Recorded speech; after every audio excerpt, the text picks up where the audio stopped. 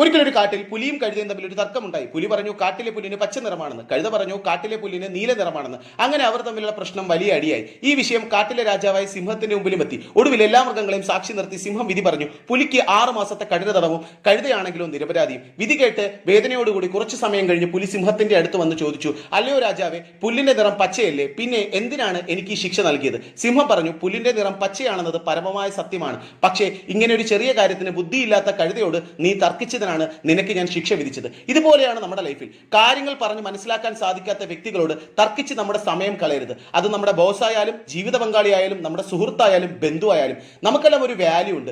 നമുക്ക് വില തരാത്തവരോട് തർക്കിച്ച് നമ്മുടെ വില കളയരുത്. ഒരു കാര്യത്തെക്കുറിച്ച് അറിവുള്ളവനോടും ഒട്ടും അറിവില്ലാത്തവരോടും ആ കാര്യം പറഞ്ഞ് മനസ്സിലാക്കാൻ ശ്രമിക്കാം. പക്ഷേ ആ കാര്യത്തെക്കുറിച്ച് ഒട്ടും അറിവില്ലെങ്കിലും എന്തെല്ലാമോ അറിയാമെന്ന് അഭിനയിക്കുന്നവരോട് പറഞ്ഞ് മനസ്സിലാക്കാൻ ശ്രമിച്ചാൽ നമ്മുടെ നല്ല സമയം നഷ്ടമാകും. എന്റെ വീഡിയോസ് നിങ്ങൾക്ക് ഇഷ്ടമാകുന്നുണ്ടെങ്കിൽ ചാനൽ സബ്സ്ക്രൈബ്